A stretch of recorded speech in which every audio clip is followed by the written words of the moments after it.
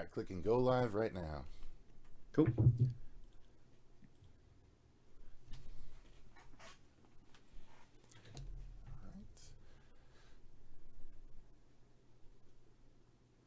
All right, I think we are cruising. Let me just make sure when this bad boy pops up on the stream that I knock out that. All right, so there's no doubling of audio, which normally tricks me every goddamn time. So, all right, let me load up the wonderful commenters. Yeah, we already got Toronto Freddy. Toronto Freddy, what's going on? Toronto Freddy, a cosplayer in and of I his love own. Toronto Freddy. Yeah, dude. Nice bloke. He does a kick-ass cosplay, too. Mm. And not only that, but some kick-ass karaoke, Toronto Freddy. I've seen that. Yeah, I've seen on his Instagram. He loves his karaoke. I do too, in all reality. So I can't blame a guy for belting it out. You know what I mean? It's fun time. Fun Yep. time. All right, so we're gonna let some people filter in here. We got Cobra Kai in the chat. What's going on, Cobra Kai? Looks even better on the phone.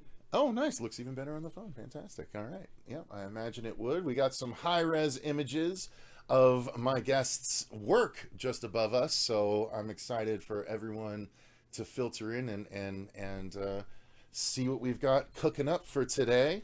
But while we're waiting, I usually just do, a question or two while we're waiting, just hanging out. So how are you doing, Chris? Welcome to the channel. Thank you for having me, Cecil. Doing very well, mate. I was saying to you before, I'm kind of like fanboying a bit, so this is a real honor. I was actually watching a video yesterday that Deandra did Sassy Sledgehammer on the coverage from what was it? Mad Monster, Arizona. Mm-hmm. It was just great, man. It was good timing watching that yesterday and then just getting excited for today. So I'm doing well, man. So thank you for having me. Of course. And let me just start off by saying, thank you very much for the coverage you've done for Dylan's New Nightmare. I will say that your reaction to the images that we released back in, I don't know, I think it was December at this point. Yours was the first that I saw. Reaction to our stuff, at least that I can recall, and I got so excited that people were getting so excited about what we had out there, and I think your video went up so quick that you didn't actually get all the images that we were releasing throughout the day. but I appreciate 2 hours later, yeah. You messaged me and you're like, "Oh, here are a few more." I was like, "Damn it!" I know. I was like, shit! If I had only known. But no, yeah, I really appreciate the coverage that you gave that and the trailer as well.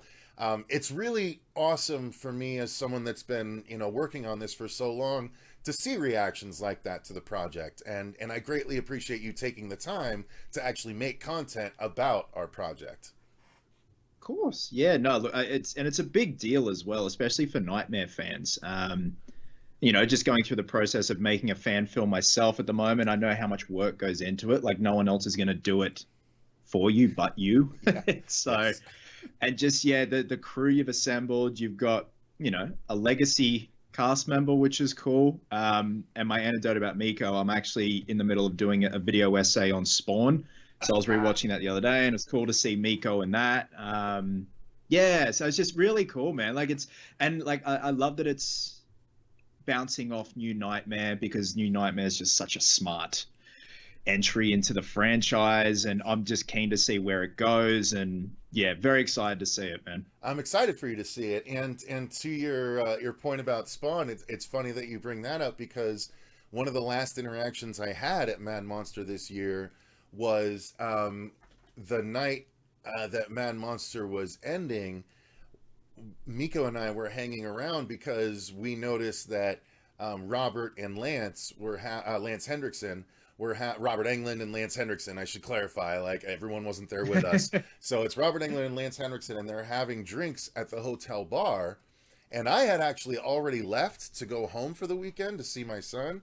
And then my buddy Robert, who Chris just met just before this started, he messaged me. He's like, "Get back here right now."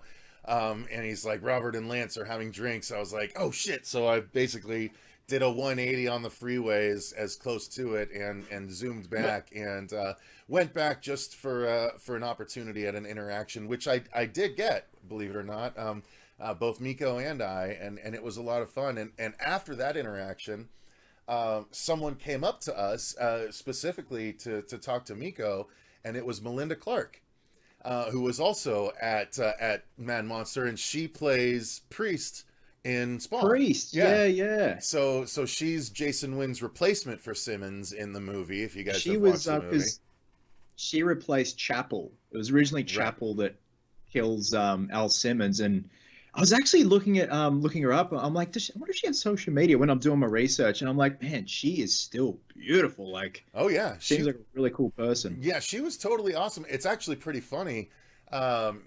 She was also the mom on the OC, which was a show that I actually was the right. That's right. Yeah, that was the she was Marissa's mom, and that was a show I was into at the time. I was the right age for that one, so it was really cool that she just came up and was like, "Hey, Miko, I'm Melinda. Do you remember me?" and stuff, and like they had this whole interaction while I'm just standing here, and I was like, "Oh man, you were great in Spawn." She's like, because she's like, I worked with you on Spawn, and he's just like, "Oh yeah," and so like I had this whole interaction, 2 stars, like reacquainting themselves right in front of me, and I was just like, "Oh yeah, that's right. You were Wynn's replacement for Simmons." She's like, "Yeah, I was Priest," and it was just really fun to see this little interaction, and I was like, "Oh man, Michael Jai White, he's so dope," and she's just like, "Mm-hmm." And like she was being real diplomatic. She's like, all I'll say is, there's some actors that are actors, and then there's some actors that don't bother showing up to read their side of the lines when it's your shot. And I was like, oh damn, okay, wow. Damn, but yeah, it was a real cool, interesting interaction, and so yeah, Melinda Clark, a badass, in my opinion. So. And she's got her own action figure, which is pretty cool. Absolutely. So a couple more hellos here. We've got Ghost Mysteries in the chat. We've got Darren Georgetown in the chat. Movie Mike and Toronto Freddy comes back, says, slash that, or I'll see you in your dreams. All right, fair enough.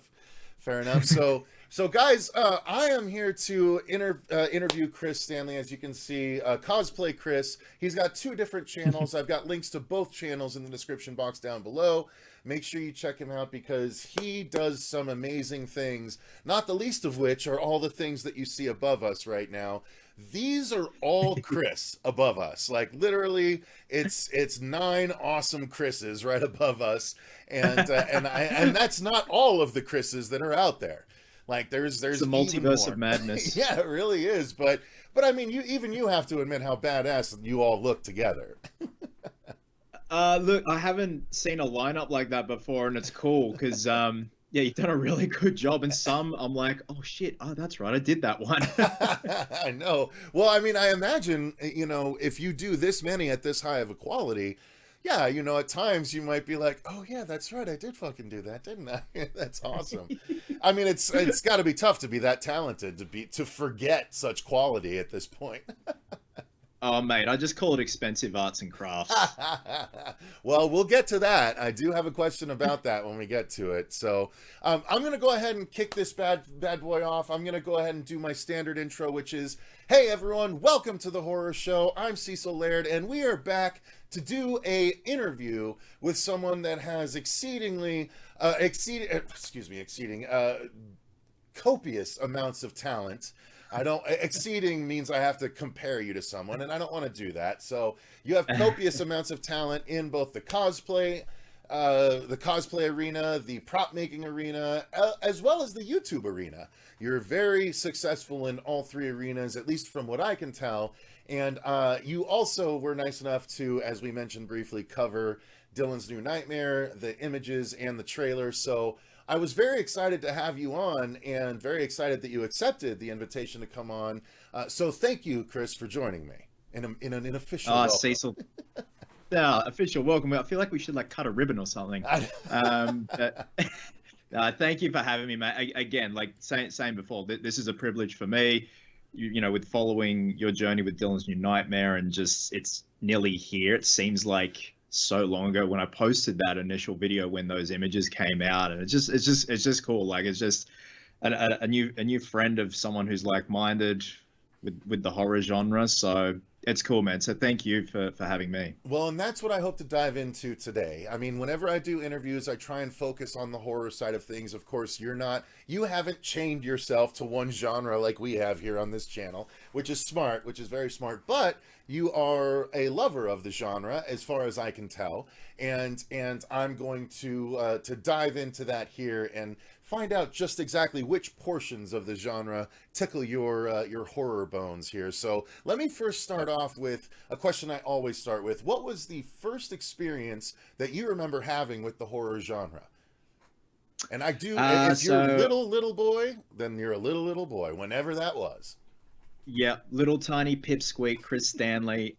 Always just going to the video store. Like when my dad would go grocery shopping, I'd go with him, and then all of a sudden I'd be like, I don't want to do this. And he's like, go look in the video store. I'll do the groceries. I'll come grab you when I'm done. And I just go, I'd beeline straight to the horror section and just look.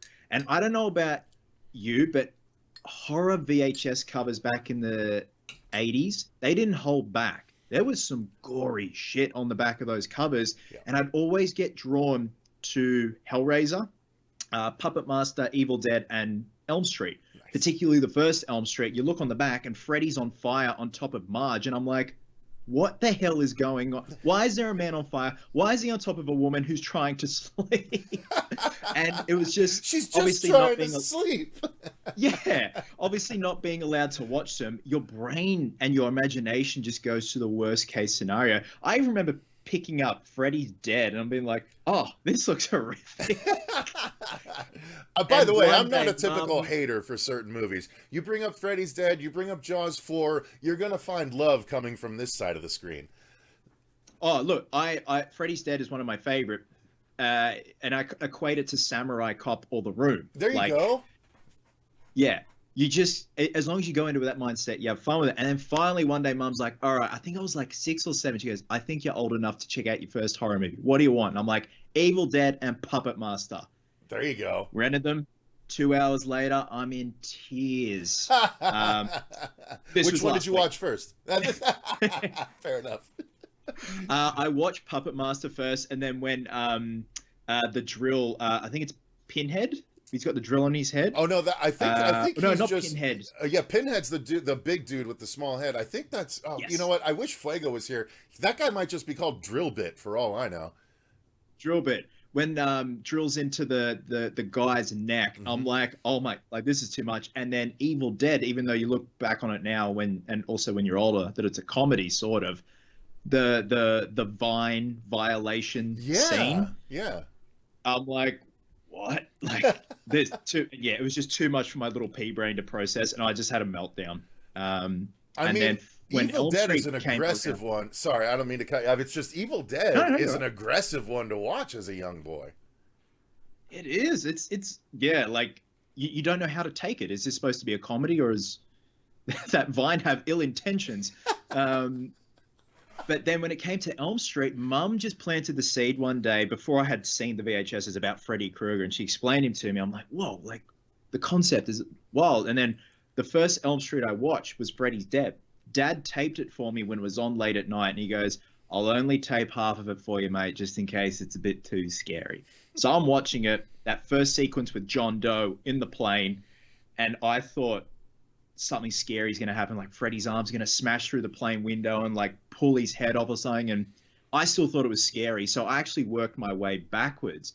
The first Elm Street was the last Elm Street I saw. So I'm wow.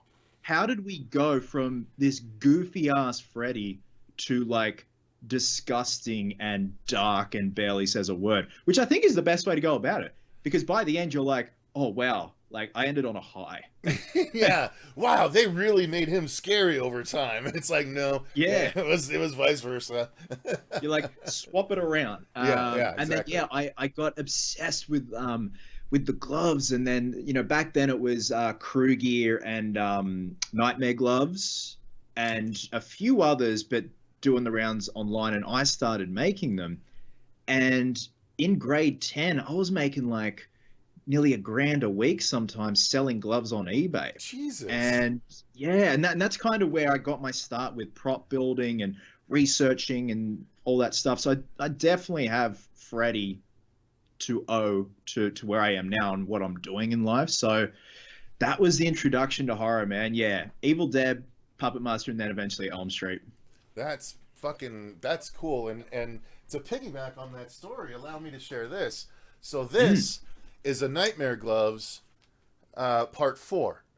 Nice. It was my favorite Freddy glove personally, but we just did Mad Monster where we did our premiere, and once we got set up to do the premiere, they reached out to me. They were like, "Hey, do you have like a real Freddy glove?" And I was like, "Yeah, I've got a part 4 from Nightmare Gloves." They're like, "Great, could we use it? Robert needs a glove for the photo ops."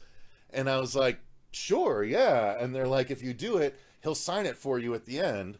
So I was able to, this glove was used in all the photo ops at Mad Monster 2023 in Arizona, and then he signed it, and it's my part 4 Nightmare Gloves glove. So I thought you might appreciate that.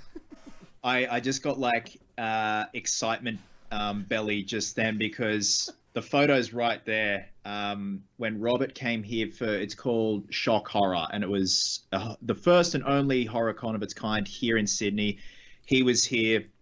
John Jarrett was there from Wolf Creek. And anyway, I had a booth there with my gloves. This is 2012. They said the exact same thing. "Hey, we need a glove for Robert's photo ops." And I go, "Yeah, pick your poison." And they picked my part 4. The exact same thing. He signed it for me. And the photo of me and him there, he's wearing my part 4. But this is my part 4 now from Dark Dream Design. Nice. So I've got this and my part 6, which have vintage Wells Lamont leather gloves. I always am a sucker for, just that authenticity. So cool. I feel you, man. I was so excited when they asked to use one of my gloves, and it's cool. And I saw him afterwards when he was having a bit of downtime. And I go, "Look, I'm so sorry to bother you. Do you mind if I just say?" He goes, "Yeah, sure." I go, "How was the glove?" And he goes, "Oh, you built that?" I'm like, "Yeah." He goes, "It fits well. The only thing is my arthritis plays up." And I was like, "Oh, Robert." Oh, damn. Wow, that's such a cool interaction, though. That's awesome, dude. Yeah, very chill bloke. I love your new Nightmare glove back there. That's one that I don't have yet, which I feel like I should at some point. That thing looks sick as hell. Man. A dear friend of mine who still makes the castings, Peyton. It's cast from a production made one that they made for Cast and Crew. So it's derived from the actual molds for Robert's hand. God, that's so amazing. Yeah, so just painted it up and then did the blades. But the blades can come off in case you need to transport it. Oh, wow. Just makes for easier transportation. But yeah, it was cool because I'm like, well, that's, the proper size, dimension, because I am trying to complete the whole set. So I've got to get a part 3 and a part 5. My part 1's in storage. So yeah. And you're gonna need a part 7.5. I'm gonna need a DNN's glove. Yeah. Yeah, ours. Because Chris who made that? No, this was Mark Phillips from Nightmare Gloves, or Nightmares Unlimited, rather. Nightmares Unlimited. Nightmares Unlimited. Yeah. Yeah, he does a lot of stuff, including Hellraiser boxes and all kinds of stuff like that. But yeah, he did these. He did the stubby glove that may or may not get used in the film. Shh. And then he did a glow in the dark glove that is actually used on the back of our vinyl. That was really fucking cool. But yeah, so we wanted for our glove to get back to the old style glove, but with new Nightmare stuff throughout. So that's where. Go ahead. Was there ever did you ever discuss a thumb blade, or always just wanted the 4? So I always thought the thumb blade was it was cool looking, but I felt it was a little silly. And even at times in the movie, you can tell it's not right because as it drags, you can tell it's kind of lightweight and fake. And so I just, it's too cumbersome. And I like the 4 blades. I think the 4 slashes a bit more iconic, right? The thumb blade, you have to account for that in the kills, right? And it complicates things after a fashion, yes. Which, everyone will see. We have 4 blades, and yet somehow one particular type of gag has never been done across, 8 or 9 different appearances of Freddy in film. So you're going to see that with our movie, and I'm excited for people to actually see that. But yeah, so just for those that haven't seen, in case any of Chris's viewers watch this later, I know my viewers know this, but I'm gonna go ahead and explain. So we have the red around the knuckle armatures is meant to be reminiscent of the musculature, the red musculature of the New Nightmare glove. The blades are literally the New Nightmare blades, the chrome New Nightmare blades with the New Nightmare curves. If you see up close, you can see the veins. That's all copper wire, and he's even got wire around the chrome. The chrome there is supposed to be evocative of the bones, right? And then the copper wire is all the veinage going up and around and up through the fingers. And then it all just plays a lot better against a black glove rather than a brown glove. So we decided to opt for the black glove. It was kind of just it was our way to mix it. And when you combine it with the New Nightmare look for Freddy, it actually works pretty damn well. So that's why we went with what we went with. And a lot of people at first were like, ew, why did they use the remake glove? This is going to be terrible. It's like, it's not the remake glove. It's just got the backing that at first glance you might think is, but when you look up close and you understand the design choices, I think it makes more sense for people. It's very reminiscent of the original poster from the first Elm Street, the bone claw hovering over Heather. That was actually part of the inspiration of our newest poster, the 7th poster that came out, where the claw is coming up from here. I'll pull it up for people to see. We had the inverse. Our artist was a gentleman named Jeff West, and he had an idea. He did a poster before he'd seen the movie, and the poster from before he'd seen the movie looks like this. I'll post it on the stream right here.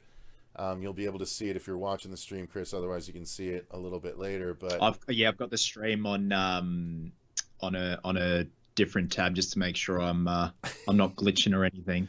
But so this is the first poster that he did, which Miko was still beardless, and then he saw the movie, and we hadn't actually revealed our Freddy look either, so that's why he did that way. But then for the new poster that just came out, he basically I think I did the final one. Oh, hang on, that's a little too grainy.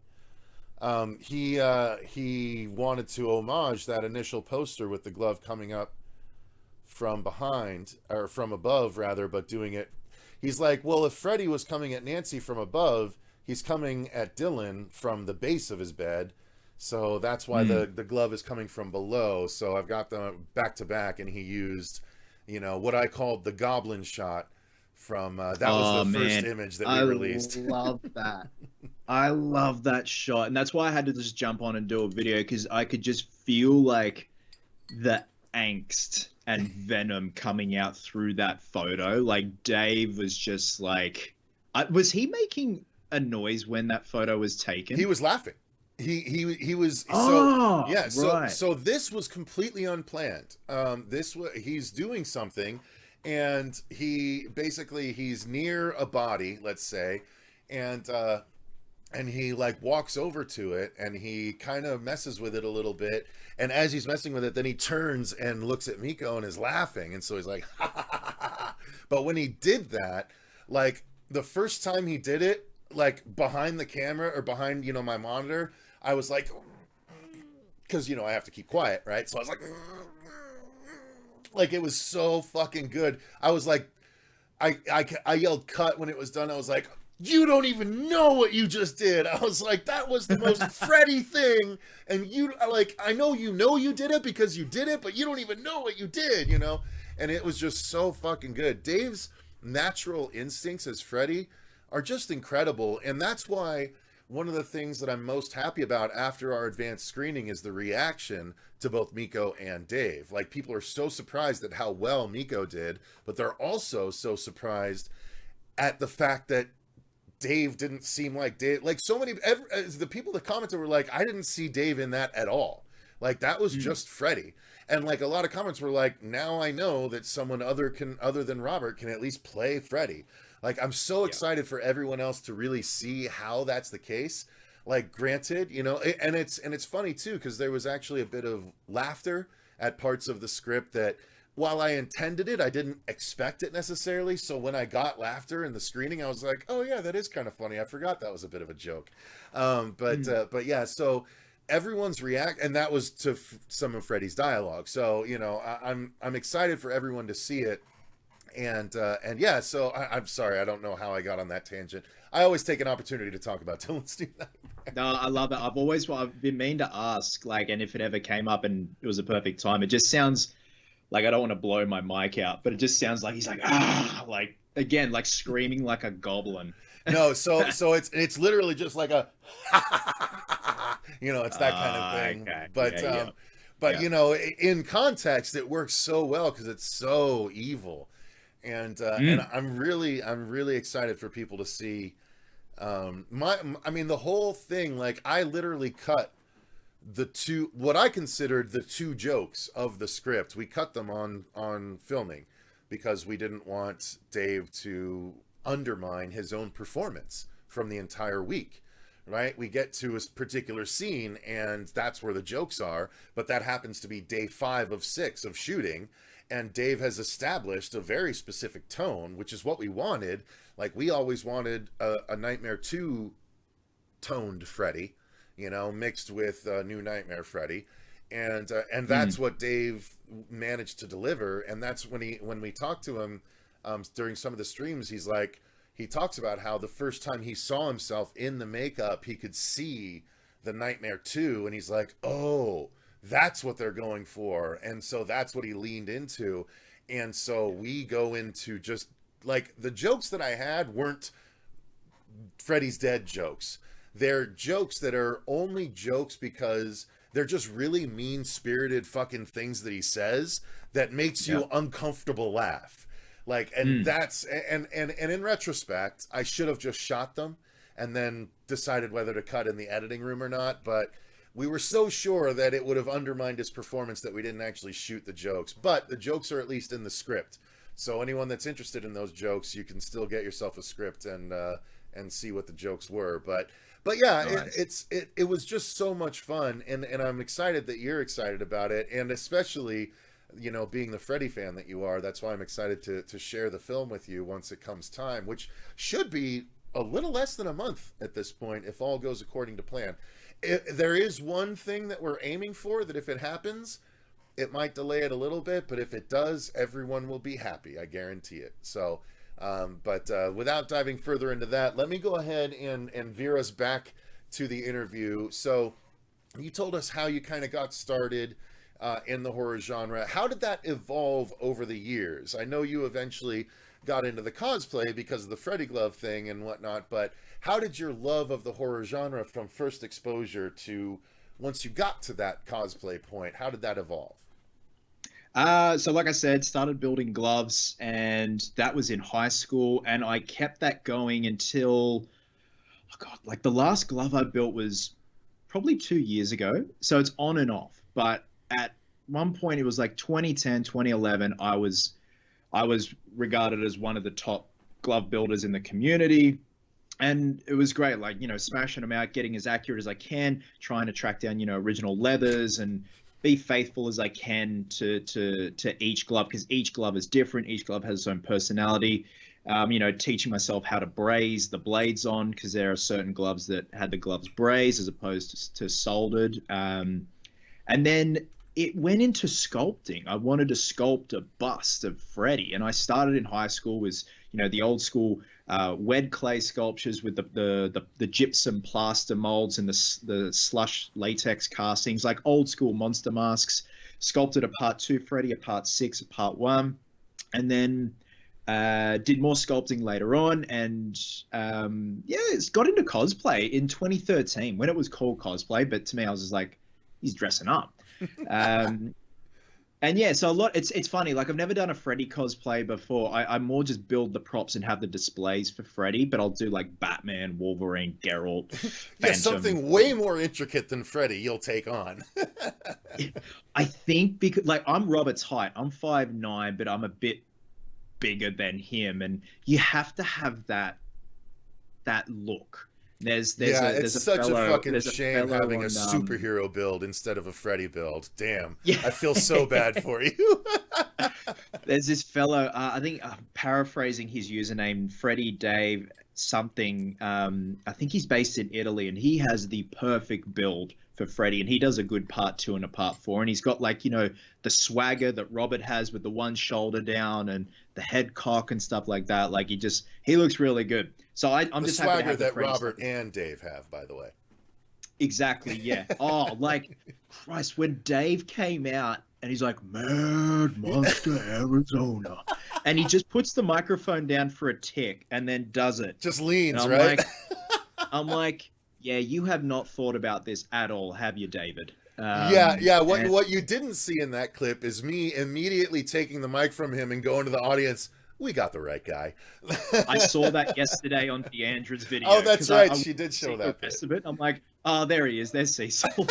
Yeah, hard to miss me once I'm in frame. That's for sure. Yeah, but even like in the teaser trailer, behind like Dave's back when he gets up and he's like slouched over, I'm like, there's gold. Like he's just being so faithful and careful just to make sure all those mannerisms are there. But going back to incorporating that into cosplay, you know, building props, then getting into molding, casting, then 3D printing. You know, I do like 3D printed Freddy busts now. I collaborate with talented artists who digitally sculpt Freddy because I came into possession of a England life cast from Nightmare 4, and I had the eyes sculpted open, took a scan of it, and then we have the perfect blank canvas to then do whatever Freddy we want. Nice. At the moment, a friend of mine, the Evil Shed on Instagram, he's sculpting a part 3. We're doing a part 3 together. So I've done the part 1, part 6, and yes, doing the part 3. Damn. So I definitely do love that because sculpting is one of those things. It's like, you know, drawing and stuff like that. You got to keep flexing that muscle. And unfortunately, I didn't keep the sculpting up. Whereas with digital sculpting now, you can do some crazy accurate things, especially when it comes to, you know, having it is a bit of a touchy subject because of the strikes at the moment, but like having a 3D scan of, you know, an actor or something like that, a prop, just having it there in pixel form, but also the dimensions are spot on. And like, you know, that's what costuming is now. A lot of digital printing, scanning, like Michael Keaton's new Batsuit for the Flash was all digital, which is, you know, it's cool, but, you know, traditional sculpture will always have its place. And then, yeah, just like like I always just go back to Freddy a lot. And like you were saying, how I don't have one particular format on my channel, which is why I split channels, because keep the build videos on Cosplay Chris and keep the talking videos on the new channel. And horror ones. So glad you did that right before you did the trailer reaction, by the way. No, I'm just kidding. I'm just fucking around. Mind you, the trailer reaction did pretty well for the. No, I know. I'm just totally kidding, bro. I'm just totally kidding. Don't get me wrong, man. There are times where I'm like, I wonder how that would have gone back on the old channel. I'm like, nah, fuck it. You committed. You got to keep the new channel going. Yeah. And yeah, that's why I figured just, you know, build videos on one channel, talkie videos on the other. And that's why, like, I get excited for Halloween time, especially with the new channel now, to do, you know, top 10 lists, things you didn't know, stuff like that. Like, it's really, really fun, like, especially when it comes to Freddy, Michael, Jason, Pinhead, just, you know, like, because I'm obsessed. It definitely shows through on screen, like we were talking about before we went live. You can definitely tell when someone isn't exactly sure what they're talking about. And there have been times where I'm not fully educated on like certain things, but I'll try my best. But when it comes to Freddy, I'm a nerd. Well, that's great, because I am too. So let me I'm up to question number 3 now, guys, so bear with us. So veering away from the stuff you put your talented little hands into, let's talk about the genre in general real quick. So, what subgenres within the horror genre did you find yourself gravitating towards? And my follow-up question to this is going to be getting your thoughts on the other subgenres that you might not have gravitated towards. So, would you prefer my list of subgenres, or would you rather just tell me what you felt like you gravitated towards first? Rattle yours off, Okay. and I'll springboard off them. Yeah, Perfect. yeah. So we'll call this the rapid fire section that you can make a little bit drawn out at the ones you want. So we'll just start off with slashers. Thoughts on slashers? Like who I clearly gravitated No, towards? just the thoughts on the slasher subgenre in general. Oh, right. It definitely had its golden era in the 80s. Okay. And there seems to be a bit of a resurgence now with like Art the Clown. Mm-hmm. You know, to me, that's the next generation of slasher. He's definitely here to stay. And it's cool like to see how far Damien, is it Leone? Yeah, the Damien director? Leone and David Howard Thornton as our... Yeah, David Howard Thornton, like how far they've come, and like it's a full certified bona fide franchise now. I definitely think you could try, but repeating what slashers had in the 80s, I think, is just, you know, lightning strikes once, just in the same in one place at once. I think it's like the golden era of bodybuilding, like with Arnold, Franco Columbu, Lou Ferrigno. That little moment in time was just so good, and what we got out of it was just awesome. And even though some slasher films are wacky as shit, looking back on them retrospectively, it's so good. I don't think it could be repeated. We'll see what happens in the coming years and see how far Art the Clown goes. Like, you know, Art will go far, but to have like a new bunch of slashers, that's going to be interesting to see. Yeah, I think I'm interested in that as well. I think you're right. I think Art is emblematic of a new generation of slashers. I don't think it's as closed off as you might think. I think that there's room for new ones. Personally, I have a new one that I presented the idea at Mad Monster to a relatively well-known star that actually was interested in reading the script, and he contacted me after the event and was like, "Hey, what about that idea you told me about? That sounded interesting." And I was like, "Oh shit, I'm sorry. I just figured a lot of people told you ideas," and they're like, "Yeah, but not many are as interesting as yours. So do you have a script?" And I was like, "Yeah, cool." So I sent it off. So that's awesome. Yeah, man. I mean it's really cool, but I think the era of slashers could still come back. There's still room for new stuff in there. But I'm glad I feel the same way you do. It's not as prevalent, and it did have its golden era for sure. The next subgenre I would say creature features. Like monster stuff. Yep, basically. So I like not as educated or immersed in creature features. I think more or less I get obsessed about the behind the scenes side of like a good creature feature, especially when something is groundbreaking, even like seeing docos from back in the 80s or 90s, something that's so good and still stands the test of time, as opposed to, you'd figure with how far tech's come with animatronics and prosthetics and stuff like that, some look god awful today, as opposed to, what Rick Baker was doing back in the day, Dick Smith. But in terms of okay, what would be your favorite creature feature? The Thing. I would call The Thing a creature feature. Yes. Yeah. See, there you go. The Thing still stands a test of time. Like, it's so good story wise, so good practical effects wise. Yeah, I agree with you on that one, man. At the same time, I actually quite like the 2011 Thing as well. I don't care about the CG. Like, yes, I would have loved to have seen the original version with all the practical effects they literally made for the movie. Sure, that'd be great. I didn't have that's the thing with me. Like, I am the kind of viewer, and perhaps this makes me a poor movie viewer or whatever, but I'm the kind of person that if I'm entertained, if I have a good time watching it, I'm fine. Like, I don't have the issues with CG that some people have. Like, some movies come out and they're like, the CG was god awful in this, and I'm just like, it was fine. Like, none of it took me out of it. Like the Flash, that's a different story. That CG did take me out of it when you saw all the Ally McBeal babies falling from the Oh sky. my God, yes. But yeah, I mean, for the most part, CG, especially in horror movies nowadays, it doesn't bother me that much. I mean, in the age where we got a movie like The Ritual that looked as good as it did and the creature looked as amazing as it did, like I know what can be accomplished, and I'm just not as harsh about it as a lot of people I know tend to be.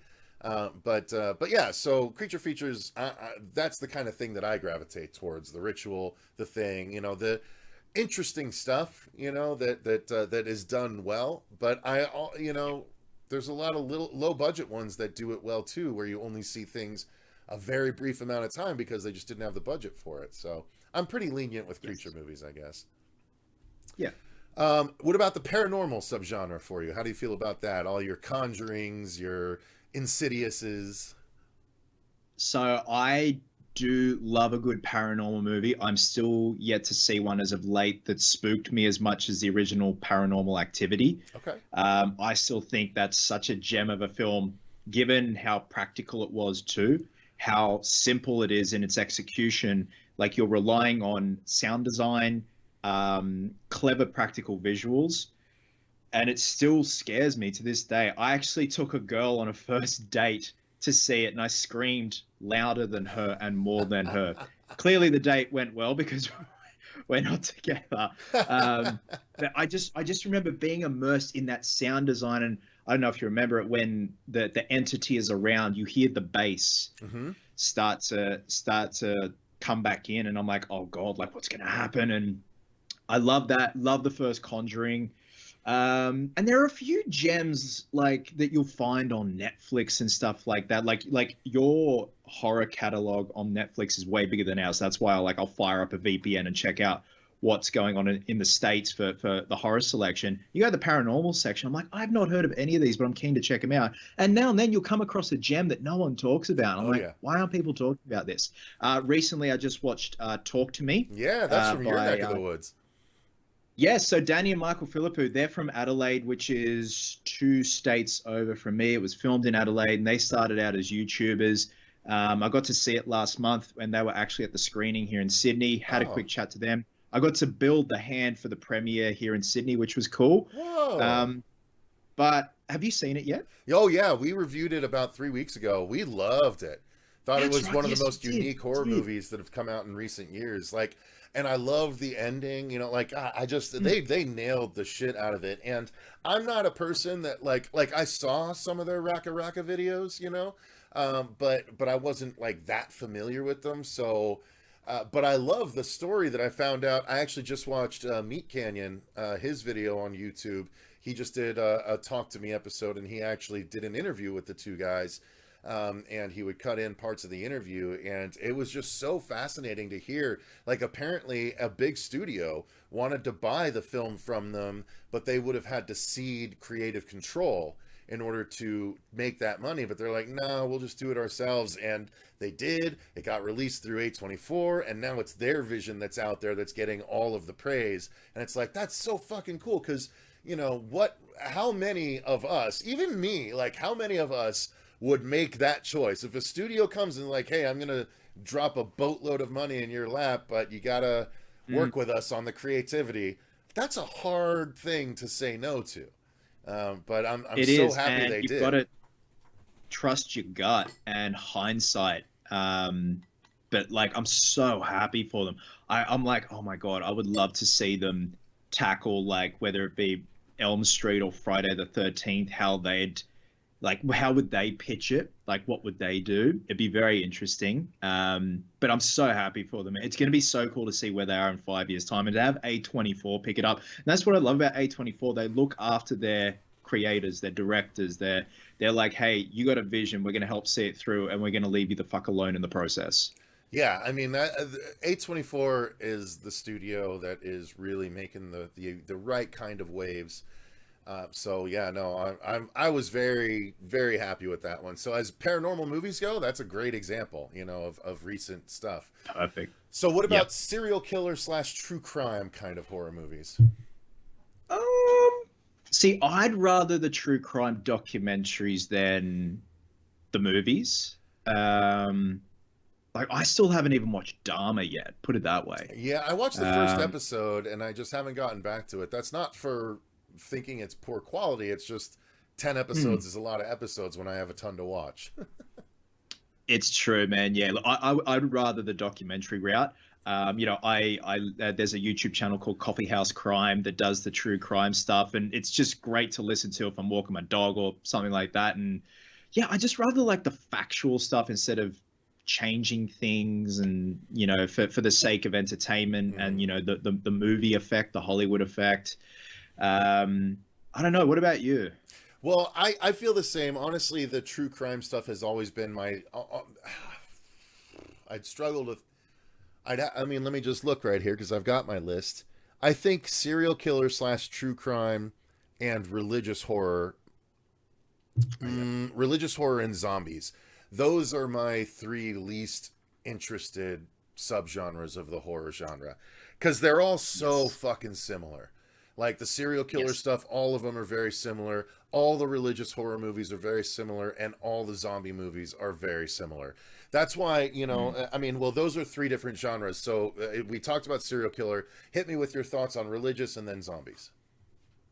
Religious, yeah. Like I haven't even seen the Pope's Exorcist. I am keen for, you know, Exorcist Believer. Like, and I was late to the game with the first Exorcist. I saw it in 2014 and I loved it. I thought it, and I said in my Believer trailer reaction, I thought the first Exorcist was going to be boring, but Dave actually put it perfectly. It's the perfect horror drama. And that's why I'm very curious to see where they go with Believer. But yeah, I haven't even seen the Pope's Exorcist. And you're right. They're all trying to rip off The Exorcist. Like it all, and they might not intentionally try to, but we just see it as that because The Exorcist was the OG. In terms of zombies, yeah, like I never watched The Walking Dead. Like I love Zack Snyder's Dawn of the Dead. I love like Return of the Living Dead, stuff like few of those gems, but the rest just try and I don't know if they're trying to intentionally copy, but it just comes off as like, you know, the Wish version of Dawn of the Dead or Return of the, you know, Night of the Living Dead and stuff like that. I would agree with you. The ones that I like are the ones that do it different, like Maggie, you know, where Arnold Schwarzenegger and his daughter are trying to go through the zombie apocalypse. Or one that I'll always point to that was so entertaining because it finally took the zombie genre and turned it on its head was fucking Zombieland. Like that was entertaining, and it's a new approach, right? Like it's like the rules and the way the rules are presented on screen, you know, was lively, and it's like, oh my god, the characters were so fun, and like that was very much a film within the subgenre that was like, okay, well, there's still some life left in the zombie genre, you know what I mean? So that knocks out a few right there. There's psychological horror, which, you know, what do you think about that? I there's certain examples. I don't know what everyone considers psychological horror a little different, but what do you think? I think the best one for me, and I've actually got to go back and revisit it, Identity. Yeah. That's a pretty underrated little gem, but then you've got like, you know, Seven.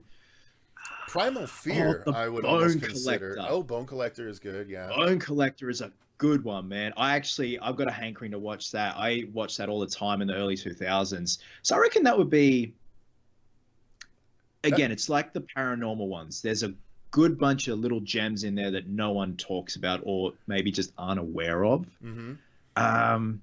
But it is hit and miss. Like some just miss the mark, but then you got others, in my opinion, like Identity, Seven, and then the Bone Collector. I'm like, there are just some so good moments in there. Yeah, no, I agree with you on those. The psychological horror for me, one that always got me really good, and any of you that are watching that have seen this, props to you, because I don't think I've seen this on DVD, let alone Blu-ray. Like this was a VHS back when I worked at Blockbuster and Galaxy Video. It's a movie called The Ugly, and it's about a dude that's caught, you know, and in prison for being a serial killer, but he is mentally fucked up, and it's one of those things where you don't know quite what's reality as the movie's unfolding. and it's just really interesting. So it has to be really well done for me to get into it, psychological horror. But the ones that are really well done are really entertaining to watch.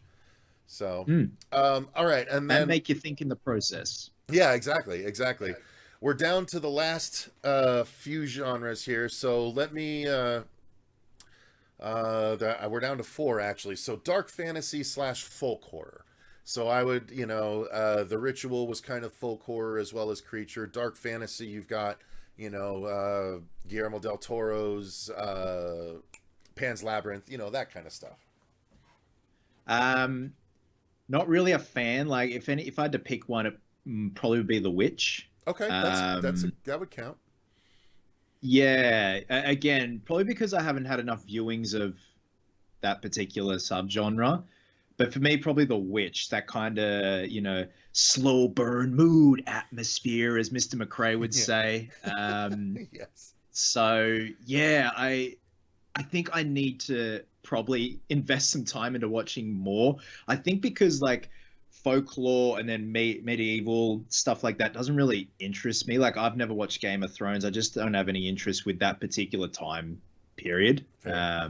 Yeah. That's fair. All right, so let's move into 3 left: horror, sci-fi, horror comedy, and found footage. So hit the horror sci-fi for me first. That's your Alien, your Predator, all that kind of good stuff. I got one for you: Event Horizon. Oh my God, so good, good. I really do hope one day that elusive cut of the film surfaces with the blood orgy, and they say it burned down with the warehouse, right? That's what I heard that. Yeah. Yes. But I've always wanted to see that as well. That was actually one of the aspects of Talk to Me that I really liked. There was one scene in particular that very much gave me glimpse into hell vibes that Event Horizon had, and I was like, oh shit, that still works. But yeah, oh man, if only that cut would have surfaced.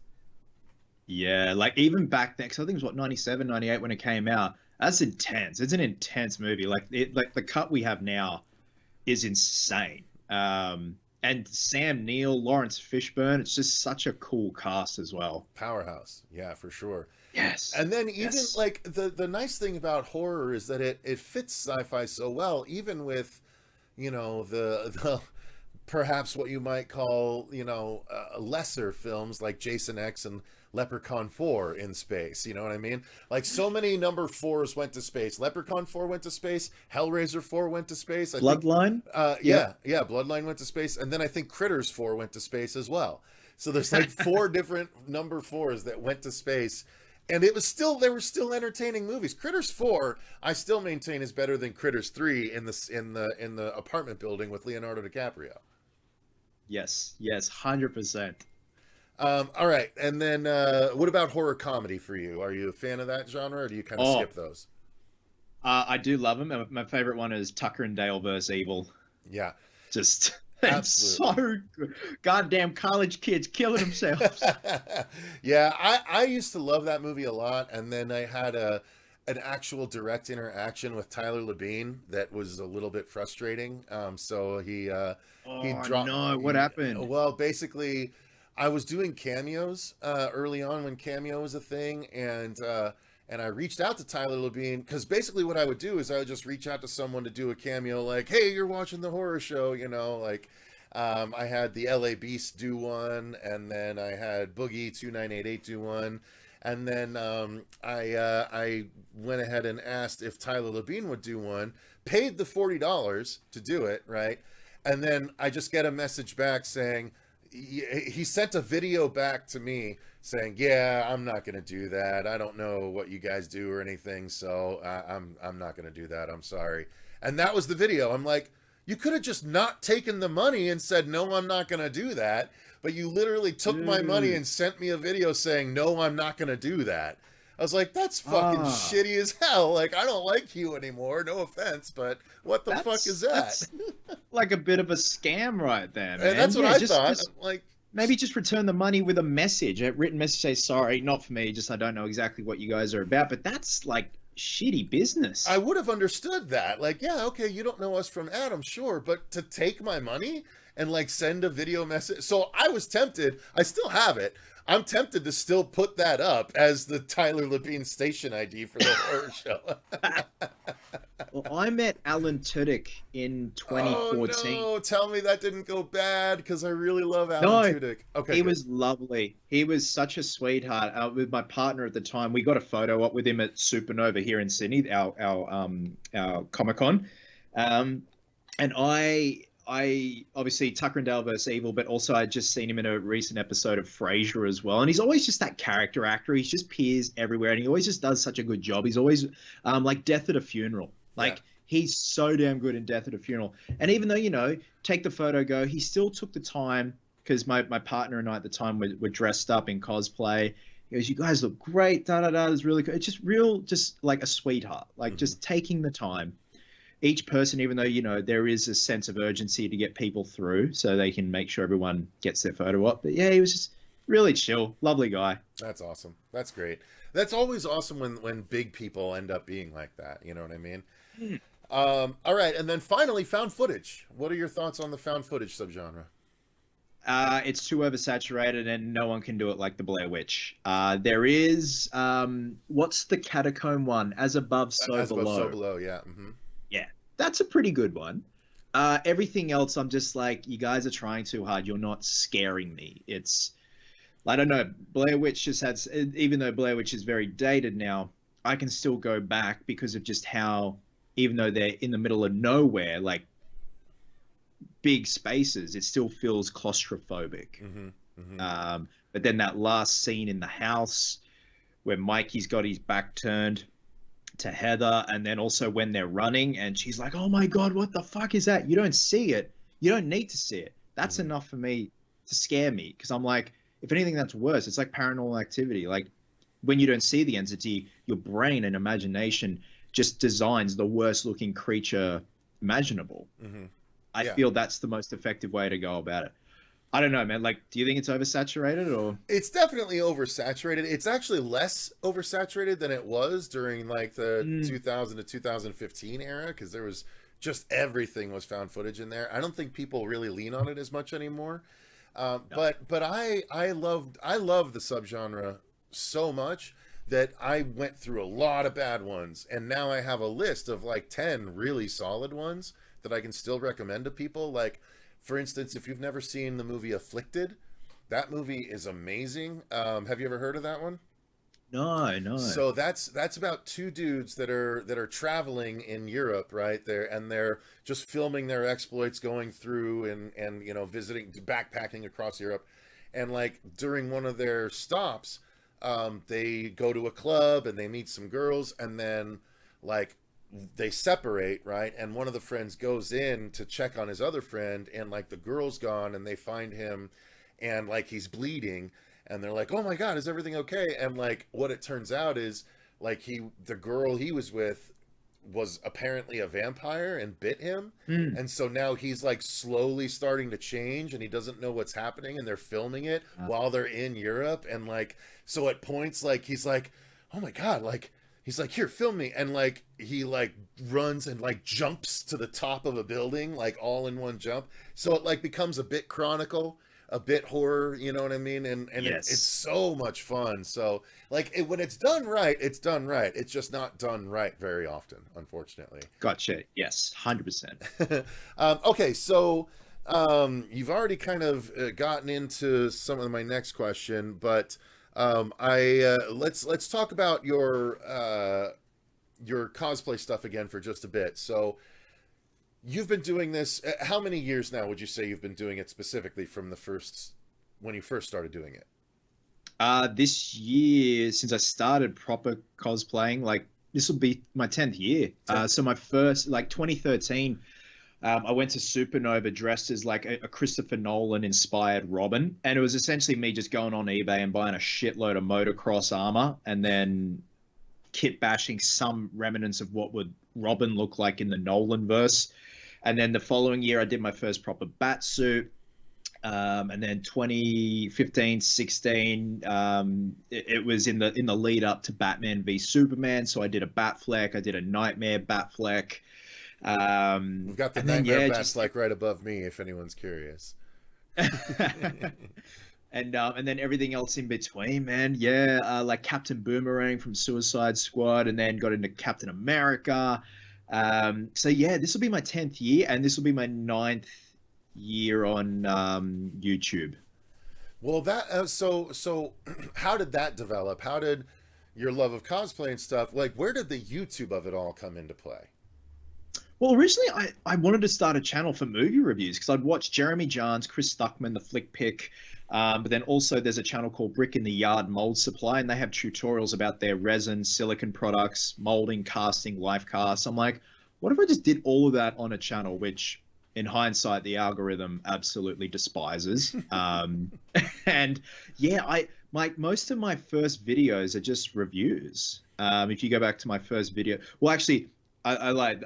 The channel was originally called Horror FX Productions, and I got a few videos, if you go back all the way to the beginning, a few of my gloves that I made, just demonstrating them. I did an unboxing for a part 1 Freddy bust. Nice. And then I changed the name to Cosplay Chris. And then the first one I did was my channel trailer, and then the Amazing Spider-Man 2 movie review. And then like Guardians of the Galaxy, Godzilla, because it was 2014. Mm-hmm. And then, yeah, started to do the cosplay stuff.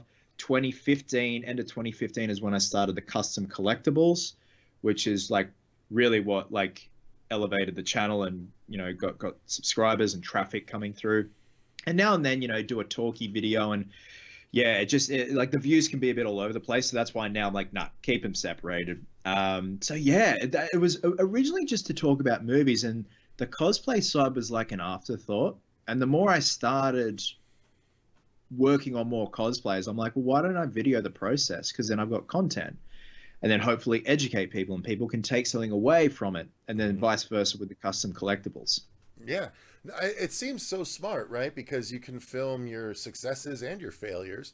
You're like, okay, well, this is what I've learned, and you know, now you can avoid that pothole. You know what I mean? So that's really, really cool. Do you have, like, obviously we've got, if I didn't miscount, we've got 9 of your cosplays above us right now.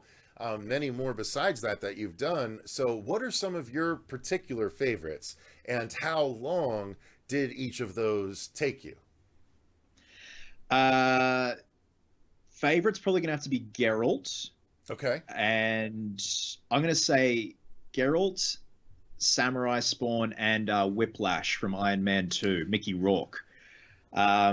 Whiplash took 4 months to do with my friend Miles, who's a 3D designer, and his bread and butter, and it's his full-time business now. He makes 3D printed bracket kits for reverse cameras and sensors on the back of SUVs and like pickup trucks. But obviously, I'm like, I want to do Whiplash. He goes, all right, we'll scan you and we'll 3D model the exoskeleton, and just trial and error. And, you know, my hair was long at the time. I don't have a single tattoo on me, so I had to do my research into the tattoos Mickey Rourke had. And there are a few where I had to change them to generic ones because a few were like Russian prison tattoos, and it's a big no-no to have them on your body. You got to be respectful. Sure. So a few were just swapped out for generic skulls. So I had to get a fake tan, brown contact lenses. I had a custom grill made for my teeth, do the tattoos. I had to, you know, lean up a bit because, you know, you've just got the exoskeleton over you. And I only did it once. And now the poor bloody thing is covered in green mold from being in storage under my parents' place when we had some bad storms last year. Oh, no. And it flooded. So I'm not game enough to get it back out of storage and be like, oh, geez. But Whiplash was an engineering nightmare. I'm glad I had Miles with me because he's somewhat of an engineer, you know, an electrician and stuff like that. So, you know, I had batteries all around me. If I caught fire, I was a goner. And then, yeah, Samurai Spawn was something I worked on in my own time. I didn't put a timestamp on it for when I wanted it to be done. And I'm happy how that came out. It was based on a McFarlane toy figure that I had when I was a kid. And then Geralt, yeah, Geralt was crazy. And a lot of people know the story. I still have permanent nerve damage in my thumb from doing all those rivets. No. So when that was all said and done, the costume designer who built that armor for Henry reached out to me. It was like, hey man, I saw this. Me and my crew of 11, we built his armor, and he goes, you got it spot on. You got the dimensions right. The scale looks pretty spot on. And that was all done with like yoga mat foam and pleather and leather stitching. But I was happy with how that aesthetically turned out. Like the proportions seemed right. A lot of trial and error, like so much yoga mat foam was just wasted, which is what you got to do. Like you got to get your templates right. And obviously I'm shorter than Henry. Henry's like 6'1". I'm 6'1". I'm 5'9". So you got to account for that and like bring things in. But yeah, once it was all on with the wig, the eyes, and all that, it was cool. And then when we did the photo shoot down at a family friend who has a horse rehabilitation farm for rehabilitated horses, and there was this big, beautiful black horse who's still down there named Diesel, who overcame what's called string halt. If horses eat too many dandelions, because it's a weed, there's a toxin in it that can affect their movement. And Diesel could barely walk. And anyway, Karen got him back to health, back to normal, and he could walk again. And I'm like, I want Diesel. He doesn't look exactly like Roach from The Witcher, but I'm like, he's got such a cool story, and he's big. Like, he's a big boy. And getting up on top, like with that armor, because you can't sit properly. And I'm like, if I fall, I'm just going to slide off like this. And like, there's not a thing I can do about it, but hopefully the armor cushions me. So that was a fun experience with building it. And then the final photo shoot. So yeah, definitely Geralt, Samurai Spawn, and Whiplash. But like, it's like picking like who's your favorite kid. You're like, oh, you love them all equally, like, yeah. But then secretly you're like, yeah, you're the good one. Yep, fair enough. That it is awesome. When we came across that earlier today, I was like, Jesus Christ, this guy just knows what the hell he's doing. It's amazing. Okay, continuing on here, and guys, I'm not trying to ignore the comments. I just have a ton of questions myself, and we're already an hour and 15 minutes into taking up Chris's time. So here we go. Now you talked about the YouTube channel. Are you comfortable talking about the budget that you tend to be willing to put into each of your cosplays? Yeah, of course, man. Yeah, fire away. What would you like to know? I mean, well, what's the range, right? Like from your maybe cheapest cosplay up to perhaps your most expensive cosplay, if you're comfortable sharing these kind of figures. No, of course, man. No. And look, maybe someone might take something away from this who's wanting to get into cosplay, just to have an idea of what they're not going to look at your Wolverine and think they could do it for $200, right? So like your Nathan Drakes, your Captain Boomerangs, anything with civilian clothing is always going to be cheap. But not to say you want it to look cheap, but it's cheaper to buy like so actually this is my undershirt for my Michael Myers cosplay. It's just similar to the shirts that James Hugh Courtney wore, but that's always going to be the cheaper alternative. But as long as you make it look good, you represent the character well, that's one end of the spectrum. Then you've got your bat suits. So a good high quality, let's say Ben Affleck bat suit, in Australian dollars, you're probably looking about $5,000. So USD, $3.5 grand. But you put that thing on and people were like, well, you're Batman. Like, there's no two ways about it. In terms of like Whiplash, like let's just say all the PLA and ABS used to 3D print the exoskeleton was probably only about $200 worth of filament. Huh. Yeah. The rest, look, if Miles and I charge for the labor, you're looking at 20 grand. Yeah. Like the labor definitely outweighs the actual material costs. And then Geralt, I reckon Geralt would have, put it this way, the wig was more expensive than the armor. The wig cost me $600. Damn, really? Well, it's a solid wig, I gotta say. Yeah, because you have a couple Witcher pictures without the wig. or at least on Google I saw, and the wig definitely sells it that extra bit for you for sure. That's it. And like I wanted to invest money into the wig. And also when I did Jack Sparrow, like the Jack Sparrow wig, and I'm all for transparency, it was $800, but it has all the beautiful bandana, the jewelry and everything. So it's literally like a helmet. You just pop that helmet on and you're good to go. Like you don't have to bandana it up, put all the jewels on. It's all good to go. All the dreads are beautifully done. And then what else? Like, so that's, each end of the spectrum. Middle. So Wolverine, the base suit was sent to me by Leather Fashion Valley. They're like, hey, do you want to do a collaboration? If you do a video on, putting your own spin on one of our costumes. I'm like, yeah, like I've always wanted to do like a comic Wolverine. So they sent me the base suit, which is worth, I think, $300-400, about that, like Australian. And then I did my thing to it, but that still cost me money. I still spent a fair amount. I think I spent about $500, getting that ready. They're actually sending me the latest Hugh Jackman Deadpool 3 Wolverine costume. Oh, they are? Okay, cool. I was wondering about that. Yeah, they're like, hey, we're working on this. Do you want to do another collab? I'm like, hell yeah, let's do it. It'll be interesting because obviously we don't know what the cowl looks like yet. So that's going to be interesting. So I might wait till there's a reveal of the cowl to be like, okay, now I can work on it. So yeah, man, like it can vary. It can vary from like $50 to buy like a good pair of jeans, a Henley for Nathan Drake, and some boots from like Kmart or Big W or Target. And then the other end where it's all custom made, cast urethane pieces, a custom muscle suit, the textured fabric for not just Batman, but also Superman, like a good Man of Steel costume. You're looking at probably, $3 to $5 grand, but you put it on and it's legit. It's, these artisans try and make it as faithful as they can to the original fabrics that are used, the textured fabrics, the muscle suits. And I try and do the same. I do reach out to a lot of friends, like third-party friends who can sew, who do the textured fabric, because I can't do that. Like I can, but I have to invest time, money, R&D into it. And it definitely does. I say it all the time. It takes a village to sometimes make some of these costumes. So you definitely need to surround yourself with a good crew as well. Like not crew, but like people who can do X, Y, and Z that you might not be able to do. It's the exact same with making movies, as I'm sure you realize making your film, which we'll get to.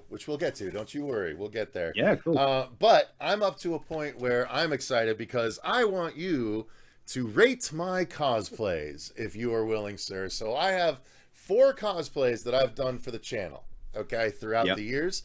Channel started in 2014, and we are where we are now. So I'm going to bring them up on the stream. So you'll have to see them on a bit of a delay here, but I would like, and I want you to be honest on a 0 to 10, and I'm going to do them in order of how I actually made them, chronological order, so to speak. Okay. So are you able to send them in the chat on Skype so I can see them straight away? Does that work? Look at you being all smart and shit. All right.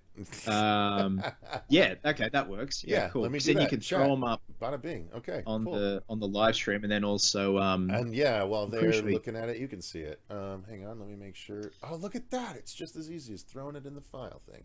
All right. Cool. So am I doing this like out of 5, out of 10? Let's do out of 10. Cool. All right. So I'm going to put I think the first cosplay I did was technically. Oh, I'm trying to remember. Hang on, I literally have to check dates here on what I had down. So that was 4/9/17, and this was 15. Okay, that was definitely sooner. Okay. And then 18, and then after that. Okay, cool. Got it. So my first cosplay was right after American Horror Story Freak Show came out. It had just started, and so I decided to cosplay as Twisty. Yes. So this was this is actually the thumbnail for the video that's gotten the most views on our channel. It's just me walking through Phoenix Comic Con. and it's me with a cosplayer that did Stephen King's It. So I just popped that into the chat for you, and I'll bring it up for let's have everyone here. I'm going to give that. Now, before you rate it, let me say this is before they made the mouth, for Twisty. This is actually taking a green gas mask mouth, like face, that was a whole different cosplay, and we cut the mouth out and repainted it and did it, and then the whole costume was hand sewn by my current wife, and the bag and everything was all made by her. So keep that in mind. This was before Twisty cosplay components were out at the costume store. Like, this was the week after the very first episode aired. I'm going to give it 10 out of 10 for, shit. yeah, just the collaborative effort, the ingenuity with the mouthpiece. And like you said, there weren't really there wasn't anything to compare it to. And also just the fact that costume was handmade. And just, the ingenious of, with that mouthpiece, man. 10 for sure. Thank you very much. It's cool. I actually got to meet John Carroll Lynch at this past Mad Monster, who played Twisty, and also happened to play Miko's dad in Mercury Rising so many years ago. So, like, he came over. I'm sitting here next to Miko, and, like, on Sunday, John Carroll Lynch comes over and just, like, it's like, hey, Miko, what's going on? And just is hanging with Miko, talking forever. And I'm just like, I told him that, like, previous day, because I had him sign my cosplay shirt, and I was like, dude, I thank you so much, because you're, like, the first character I ever felt comfortable cosplaying as. And because it was a cosplay for bigger dudes, you know what I mean? And I did this cosplay at a couple of conventions, and it got so much good attention. And so it was like, it was a warm embrace from the cosplay community and the general public as my first cosplay, which I'm sure you felt with some of your early cosplays. Yeah, for sure. Like, there's obviously that self-doubt sometimes and nerves, the pre-con jitters, but that's so awesome, man. Yeah, that's cool. And it's a nice little story too. I appreciate that. Okay, well, thank you. I feel like you might have been a little generous there, but I appreciate that nonetheless. The next one is going to be, this was a fun little shoot. It is Negan was my next cosplay. Granted, I'm still a little bit big as far as a Negan would go, but I just threw that in the chat. And it was a cosplay versus Nemesis from Resident Evil that I just added some Mortal Kombat lifelines to. But that is my Negan cosplay, which obviously I didn't shave my hair down as much as it should have. But how do you think that came together? So let's we're opposite end of the spectrum compared to Twisty. I'm gonna go a 7. Like, that's Negan. Like, you look at that's Negan. I'd probably just give it the jacket a bit more cheeky weathering and add some brains to that bat. But yeah, apart from, like, it's Negan. Like, yeah, it's Fair fine. enough. I appreciate that. That was a bat that we wrapped in barbed wire ourselves. That we did a how-to video on the channel, and it's just a giant clusterfuck because I'm just trying to spin the bat while my co-host is trying to just hold the barbed wire, and it's coming in and it's like catching my shirt and all kinds of. It was just a giant mess, but it came out looking really cool. You know, everyone else's are like very uniform barbed wire wrapping. I'm like, no, when you're doing it in the wild, it's not going to look super pretty. You know what I mean? But no way. But I appreciate that. Okay, thank you. I'll take a 7 out of 10 on that. All right. Then number 3 of 4 is going to be... So this one is a little charged politically, okay? At the time, we had a particular president, and I am a fan of the Purge movies, and so I basically made a cosplay called The Purging President. And so let me send that to you real quick. Now I'm going to send a follow-up picture with it as well, because Lance Hendrickson was there at the time, and I walked by Lance Hendrickson's table, and I was like, I was like, big fan of your work from behind my mask. And he's like, I'm not a big fan of yours. And then he was like, here, come here, take a picture with me. So he pulled me behind his table so I could take a picture with him as my purging president cosplay. So let me pull up that picture for everyone as well. Now, this one, obviously, you know, I was able to get away with some stuff. But what do you think about this one? I love it. It's great. It represents it's just beautiful. It's beautiful, Cecil. It's a beautiful thing. Beautiful thing. I picture this on all of my Saturday nights. If only I could wander through the lower middle class neighborhoods and do this myself. This is how I look after I'm done with Hillary. This is what's gonna happen. If only. That's a joke. That's a joke. Okay, so let's put into account the concept as well, the humor behind it, Okay. and also the blood, the weathering. I'm gonna give it an 8. All right. Thank you very much. It falls under that category of those cosplays that logistically easy to put together, but the idea and the execution is smart and funny. Like you're having a laugh. That was one of the funny things, was walking through the convention in this cosplay, because I walked through Mad Monster. That picture with Lance is from Mad Monster. So I'm like just walking through the Mad Monster floor, and there's so many people that would just be like, boo, as I walk by and stuff. And I'm like, if you're getting these kinds of reactions, then you did a good enough job with the cosplay. 100%, man. I dig it again because it's funny. It's like a mate of mine cosplayed as a giant Ajax spray bottle, like Ajax from Deadpool, and he just wandered around as Ajax with 2 axes that Ajax has at the end of Deadpool. Nice. I like it. Movies and Beyond is in the chat. Nobody knows purges like I know purges. Ask anyone. I'm the best purger. Fake purge. Fake purge. It's all fake purge. I'm telling you, the purge, it's not been canceled. That's fake news. We're going to be purging this year. I swear it. Yeah. Okay, so the final cosplay of mine, and the one that I am most happy with, that I'm actually probably going to bring back again tonight. I did a sample TikTok stream.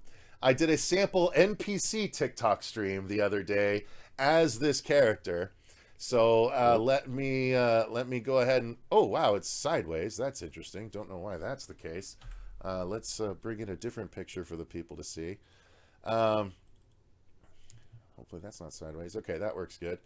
So let me send it in the chat for you, good sir. Here it comes.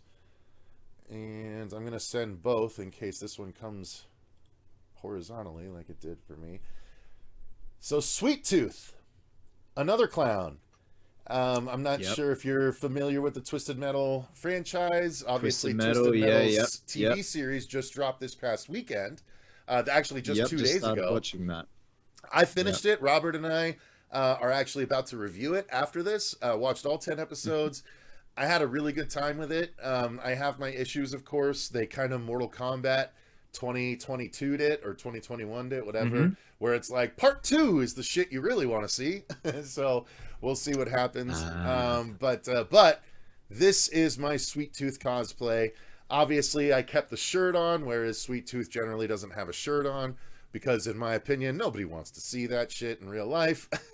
But all in all, this is my Sweet Tooth. And as you can see, I actually went the extra mile and did the blackout on my eye underneath the mask, which I don't normally do. But I went Texas Frightmare. I just literally walked around for hours with this on. So I made sure, as you can see, I'm sweaty as shit in this picture.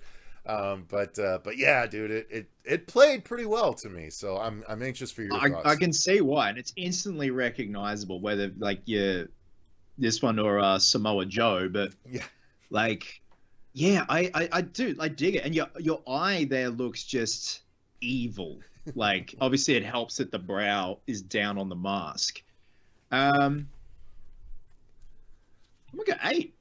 Thank It's you. a solid 8, dude. Do you want to know the interesting thing about, and as a cosplayer, you'll in particular appreciate this. So that mask, let me send you a picture in the chat here. So this is the first time that I bought this mask. Hang on, let me go to horror show backup, horror show pics. And I'm going to show you the original picture of the mask that I took. I found it just earlier. Here we go. It was taken in 2018. So I just sent it. I just sent it in the chat. So I literally, this was taken in Mexico. I'm in Mexico on a trip with my work at Rocky Point, and this was just at a little fucking street vendor with a bunch of masks on a giant rack, and it said like $20. And I picked it up and I was like, holy shit, are you kidding me? And I was like, how much? They're like 20. I was like, how about 15? And they're like, okay. So I literally paid $15 for this fucking mask that all I had to do was have some hair and the straps added to it. And like, I mean, how good a freaking get is that as a cosplayer? It's a bargain too. Like, it's a win-win. You look the part, and also you saved a couple of dollary dues. Like, that's awesome. Dollary dues. Why do you make me think of Bluey? No, it's couple it's dollar from bucks. It's from the Simpsons episode. $900 dollary dues. That's Tobias. Right. That's right. Sorry, I have kids, so I watch a lot of Bluey, and you know. That's look, Bluey's taking over the world, dude. It's so fucking good. Bluey's for kids and for adults, in all honesty. I'm just gonna switch my camera. Stand by. EOS webcam, FaceTime camera. There we go. Yeah, hang on. I'm just gonna disconnect because it's mission control here. Hang on, can you hear me? I can hear you. Yep. Okay, cool. Let me just plug the battery back in. Okay, we are happy days. Yeah, Bluey's like taking over the world. It's crazy. There you are. All right, sweet. Got it. There I am. Yeah, Bluey's like just taking over the world. It's ridiculous. I mean, shouldn't you be like that? That should be like Australia's most precious export at this point. It pretty much is. It is. Yeah, like it's my fiance is a teacher, and she's now a general manager at a few childcare centers. So she is all over Bluey, Paw Patrol, all that stuff. Let me ask you this, and this is perhaps from a ignorance of culture standpoint, but why does everything in your country want to kill you? In your whole continent, I should say. Look, it's not that bad. It just depends when you go out. So, like, if you go mountain bike riding, don't bloody do it in summer. That's when the snakes come out. Do it in winter because they're all asleep for several months. I mean, look, yeah, we do have some shocking creatures here that just look otherworldly and also will either bite you, sting you, inject some sort of flesh-eating venom into your bloodstream.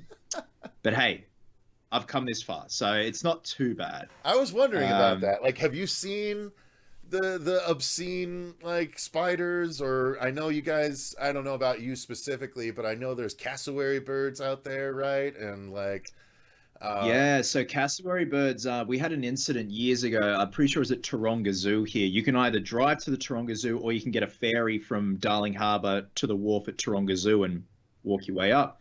Years and years ago, some guys broke into Taronga Zoo to steal cassowary eggs because they're worth an absolute fortune. Huh. Anyway, the zoo staff came in the next day and they found a trail of blood leading all the way down to the wharf, and two of the guys there had died with their guts hanging out. The mum cassowary had chased after them, and what cassowaries do is they jump up with the talons and scratch, and yeah, eventually, like, essentially just disemboweled these two guys. It's like raptors. Just being a protective mum. But then we've got the kangaroos, the big reds that look like they're on steroids. Yeah, I've seen those videos. And dude, like, if you get into a fight with them, like, they're breaking your jaw because they also fall back on their tail and kick. Yeah. So like you'll probably like be pissing blood for a couple of weeks if you get into a fight with one of Christ. And then don't you guys have like the blue ring octopus out there, and then the fucking great white sharks and the reefs and all that shit? Yeah, and we got great whites, we got blue ring octopus, box jellyfish, we got Box blue jellies. bottles. Yeah, god damn. What else we have? Yeah, we got funnel web spiders. If you get bitten by a funnel web, it's probably not looking good. And then we've got like there have been times where my mates and I have gone mountain bike riding and we'll come across a red belly black snake. They're angry, like they're angry little snakes. But they'll kill you too. Where's the exploitation movie? You got to help me make an exploitation movie just called Australia Wants to Kill You. And it's just like a group of people that visit there and like they all just die from natural fucking things that Aussies just know to avoid. And it's just like they just try and escape the country, but they can't because everything fucking kills them. Just a different thing for each person. There's no the villain in the film is the animals. Well, it's them for not knowing how to traverse Australia realistically. You know what I mean? Yep. But all right, fair enough. Thank you for indulging me on that. Okay, are there any particular looks cosplay wise in the horror genre that you have not tackled yet that you would be interested to do so? My own take on Freddy. Okay. What would that be? Is that a particular look or your own look? I would like, because I did a video on it, like what would a direct sequel to the first Elm Street be like? And one of the notions I had was it's the part 1 look, but the flesh is falling off the face because he's weathered, he's old. It's been, 30, nearly 40 years since the events of 1984. The sweater is just disgusting. Like really weather him up more and have like exposed bone and stuff like that. I think that'd be really gnarly because originally they wanted, Wes wanted teeth showing through and David Miller's like, we can glue teeth on, but it's just going to look hokey. Like we don't have digital to do that. Right. And obviously they did it in the 2010 remake. It still looked like dog shit.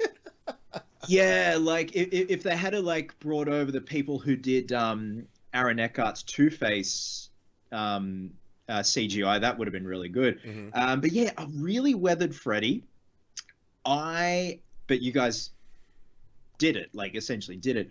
I would like to see where the new Nightmare look would have gone had he not been clean. Yes. I think that's my biggest thing, and that's why it was so cool to see you guys go the route of dirtying up the sweater, the trenchy, the hat. Well, to us, it's Freddy after blowing up. Like this is the form in which he's reconstituted himself, and this is something that you might find interesting. I haven't told this anywhere yet, so those of you that are actually watching are going to get a bit of a sneak peek as to part of the design process for the coat. Okay, we kept quiet that he was going to have the coat for a very long time. And one of the things we were trying to decide is, do we want to make the coat look like it's just been burned and weathered?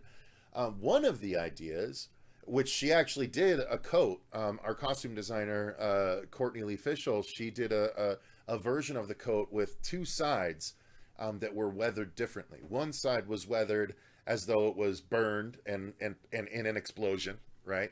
The other side was the coat that had been burned in an explosion, but then had been cobbled back together with the rest of his costume, and like there was some skin elements that were in the coat as well. Like when he merged himself, it wasn't quite perfect, and so like the coat had some burned skin and a little bit of the sweater and stuff like that, but it was just too complicated and messy, and it didn't read well in a real dark environment, so we just kept it burned and stuff. But the idea is sound. Like I feel like there's a cool concept Freddy where his like skin has like melded with the sweater after some capacity, because he's been burned so many times. I feel like that would have naturally happened, but yeah, so that was part of the fun, was we wanted to get back to an earlier version of Freddy, but also keep a lot of the aesthetics from New Nightmare, especially the coat and the olive green hat, which I think worked really well. And when she made the coat, she made it with the sweater stripes on the inside, and it just looked so badass. I just personally have always loved the trench coat Freddy look from New Nightmare so much that I just really wanted to make sure we get back to it. Was that coat made from scratch, or was it a pre-existing coat? Made from scratch. Oh, wow. Yeah, she made That's it cool. entirely from scratch, and it looks so fucking good. It's really cool. She Nice. made one test coat, like I said, with the different versions, and the way it lay, the collar laid out too much, and you could see the stripes a little bit too easily. So she brought it down a bit, and you can't really see the stripes unless he opens up his coat and stuff. But it looks so cool, and yeah, so she made that entirely from scratch. Courtney did an excellent job for the film, and we're very excited about how everything came out. So Absolutely. now, Yeah, man. what are some of your favorite horror props from films that you watched growing up? If you had to, like, if you were to choose, 3 or 5 different props from horror movies that you loved growing up that maybe inspired you for your cosplay and prop making, what do you think those might be? Do you have any? Sure. Okay, Freddy gloves. Yeah, yeah. But I mean, as an Evil like- Dead like I fan, said, did the I have a- Necronomicon tickle your fancy? That kind of thing? Yeah, for sure. Oh. The gloves are like, you betrayed us, Stanley! Good night, everybody. How dare you bring up the Necronomicon when we're sitting right here? Yeah, you really just hit a fucking nerve, Laird. They're like, look, we agreed to stand up for an hour and a half, and we're 15 minutes past that, bitch.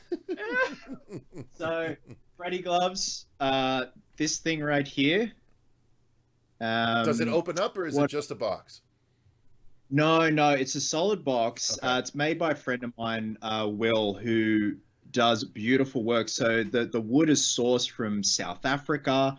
He's the Haunted Knot on Instagram, and the packaging was beautiful, just really, really nice. And this is all kind of the etched brass that's laid in, and he has a process with how he does it.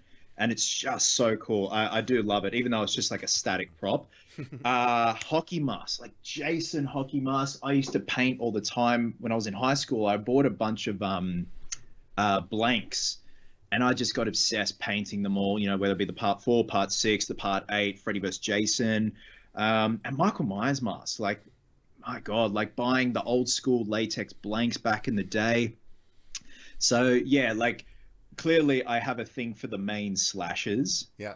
But yeah, when it all boils down to it, these guys right here. There you go. Well, I mean, look, I can't hate you for that choice. All right. So, beyond cosplay and props and even film reviews and stuff, you have a obvious love for video games. And one franchise in particular has captured your heart in a way like no others, or at least from what I can tell. So before we get to that, what are some, are there any particular horror video games that have captured your attention throughout your life? And then, we'll get into the adventure game that you love so much. Funny enough, not really. Like, actually, having said that, I remember playing the original, and it's a very rare version of a PC Elm Street game based off Dream Warriors. Oh. Where you could play as, Taron, Will, Joey, Kincaid. You should actually YouTube it. It's not the NES one that the AVGN nerd reviews. It's a different one. It was on PC. I remember playing that on my parents' shitty old PC, and you're running around. You can play as Freddy as well. Like, you're running around Springwood, stuff like that. So I remember that. I remember playing Fear. That game, loved Fear. The shooter, the ghost shooter, essentially. Yeah. Yeah, exactly. I remember playing that. Apart from that, like, didn't get into Doom or anything like that. Oh, okay, yeah, Doom. Yeah, I remember playing Doom back in high school. Like, we'd all like set up our computers in the computer lab and be all playing each other, and that was good. Doom was good. I remember Life Force Tanker. That was an old one. And then obviously, non-horror was like Spyro, Crash Bandicoot. There you go. And I remember I was late to the game with the Batman Arkham series. And I'm like, I got to play this. So I played Arkham City first, went back to Asylum, Origins, and then Arkham Knight. And once that was done, I'm like, I need my fix. How can you top that? And I remember going to EB Games, like, all right, I've just smashed all of Arkham. I'm feeling a bit empty. I need something else now. And they're like, have you heard of Uncharted? I'm like, oh yeah. Huh. I'll give that a go. That's a good one, and yeah, my experience with that is I think I played the trilogy once it came out in some form because I had never played it. I think the fourth game was coming out, and then they were like they brought out the trilogy for everyone that hadn't played it up until that point in a lead up to part 4, and I played the trilogy and I was like, dude, this is just cinematics, you know what I mean? It's just a movie in game form, and it was so cool. So, yeah, please tell us about your love for the Uncharted series, and what did that lead you to, sir? Well, yeah, I bought all 3 before the 4th one came out because they were like, pre-owned. I'm like, cool, they're cheap as chips. I'll give it a go.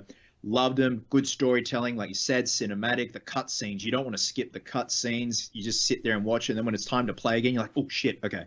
But just rich characters, rich, well-written, well-rounded, but also deeply flawed. Like you have a hero that's so flawed, pig-headed, stubborn, and I love that about Drake.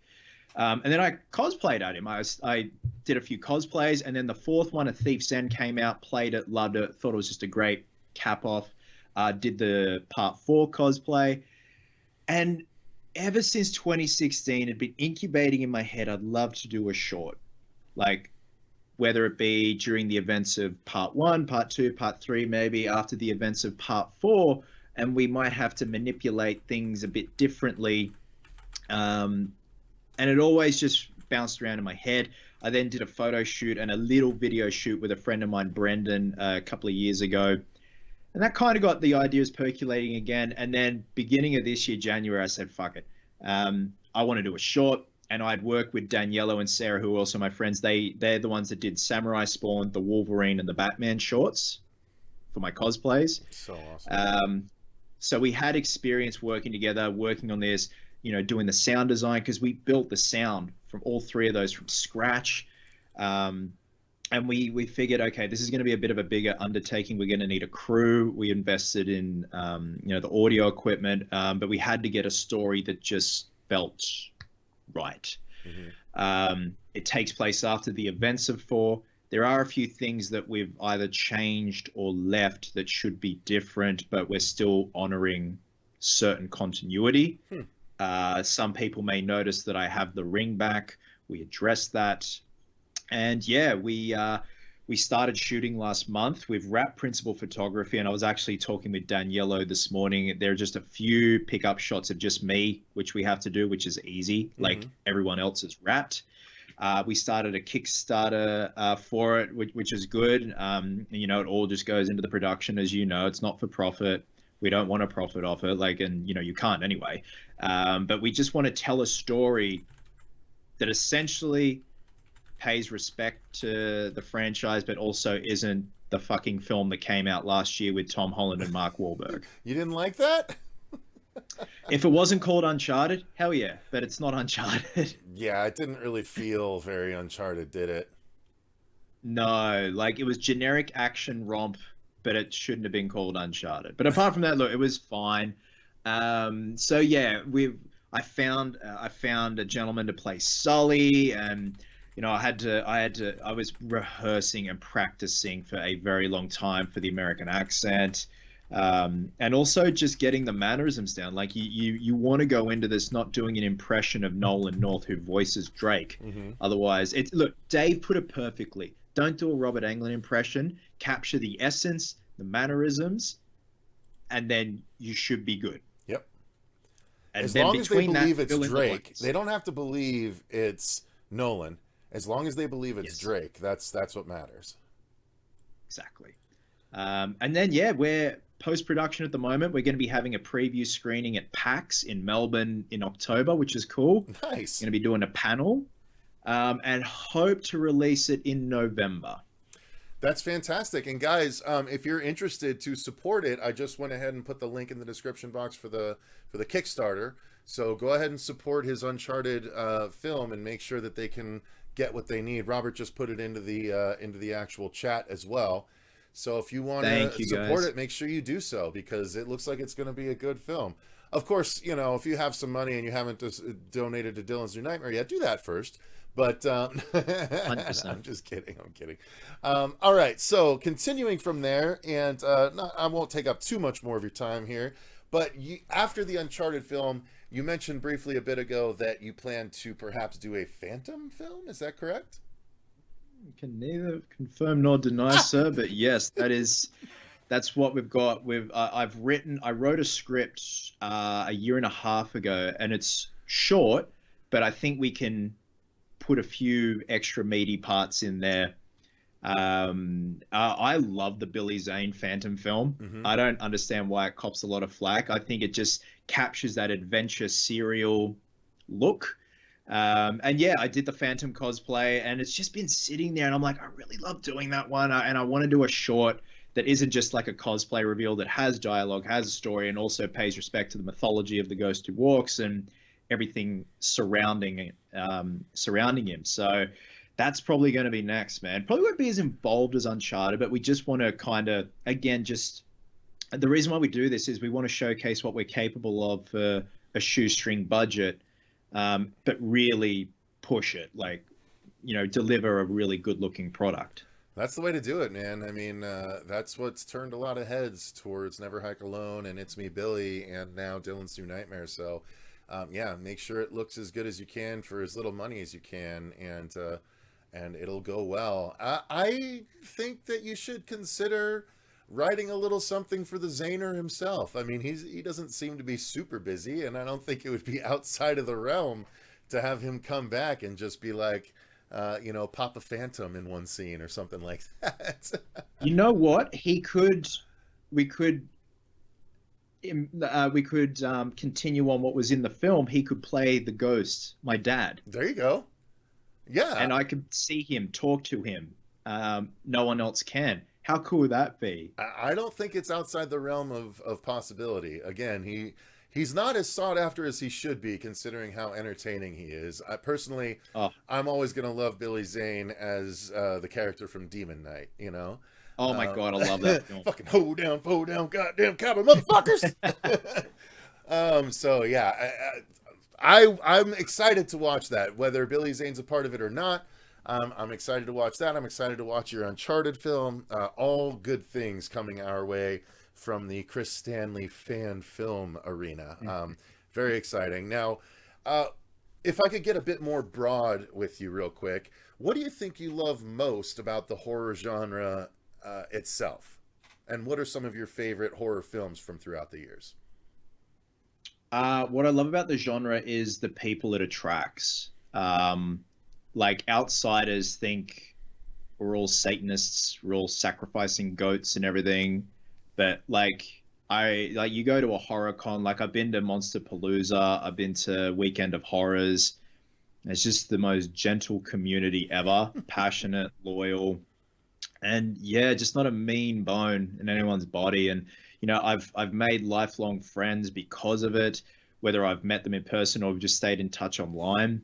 And I love how vast it is. Like we were talking about the subgenres. There's something in there for everyone. Mm-hmm. You know, some people it's not going to be their most favorite, a certain subgenre, but others going to be their absolute favorite. And it's good talking points. It's good conversation.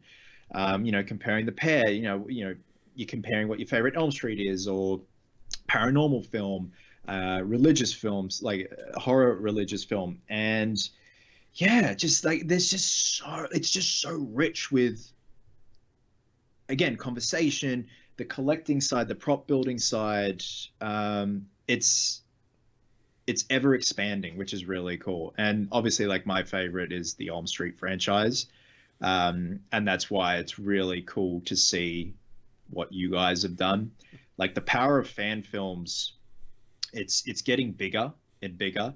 And that's why you need fans writing, directing, acting, building, designing for film. I think that's where the care goes in, and it's going to be really cool to see, like, Dylan's New Nightmare finally. It seems like ages ago when, you know, it was incubating and you guys were talking about it, and then COVID and all that happened, and here we are, like, it must, you must look back on it and you must be like, that was a whirlwind, but we're finally here. Now at this point, yes, and especially after the reaction at Mad Monster, like that Friday, that whole Friday, like, you know, I'm a bigger guy. I've always been a bigger guy, and so, you know, you never feel quite comfortable in a lot of public situations, and there's a lot of masking that you do, you know what I mean? And that Friday, dude, I was masking like a motherfucker because I was just acting like I was cool as a cucumber. I'm like, no, it's gonna be cool, but on the inside I was like, holy shit, what if they hate it?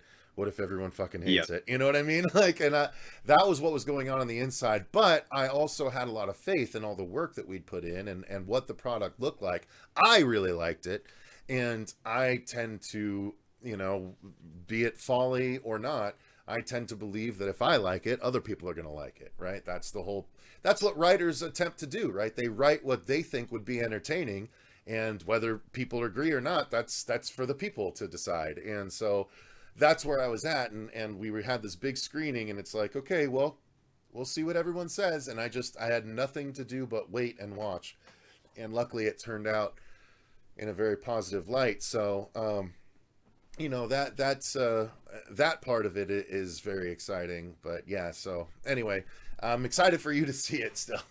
For sure. Oh, I'm so excited, man. It's like Christmas. It's cool. It was like when, like, you know, Halloween 2018 Kills and Ends were gearing up. You're like, oh my God, like, this is cool. Like, the hype train. Yes. Well, and there is a lot of that at this point. So I just need to make sure we provide on the larger scale now that we provided on a smaller scale. Now, what do you think are some recent wins and losses in the horror genre that you've experienced? We talked about Talk to Me a little bit. So that you'd consider a win, I'm guessing. Anything else? A win. Smile. I really like Smile. You know the connection between Smile and Dylan's New Nightmare, right? Mikey Rotella. Yep, you got it. Yeah. Same guy that designed the Smile Monster actually designed our Freddy. I should say sculpted our Freddy mask. Yeah. Yes, that's very, very cool. So remember, you and Dave mentioned it because obviously Nora Hewitt as well. Mm-hmm. And another win. Renfield was kind of a win. Mm-hmm. I enjoyed it. Yeah, I had a lot of fun with it. I had fun with it. A loss. Halloween Ends. Yes, agreed. There's so many diehard fans of that movie somehow, where they're like, "He just didn't get it, and he was just doing something different." It's like, okay, don't do something different in the culminating chapter of your Michael Myers trilogy. Yes, 100%, dude. And look, I felt the same. Dave put it perfectly. Like, if it was an anthology, you know, Tales from Haddonfield, the Corey Cunningham story, yes. Or if Corey was introduced in 2018, okay. But, like, no, all in one movie, and Michael Myers has, like, 7 minutes of screen time? No. Oh, man. Yeah, that was a low point for me. I remember walking out of the cinema after the premiere, and all my friends are like, "You look sad." I'm like, yeah, that was shit.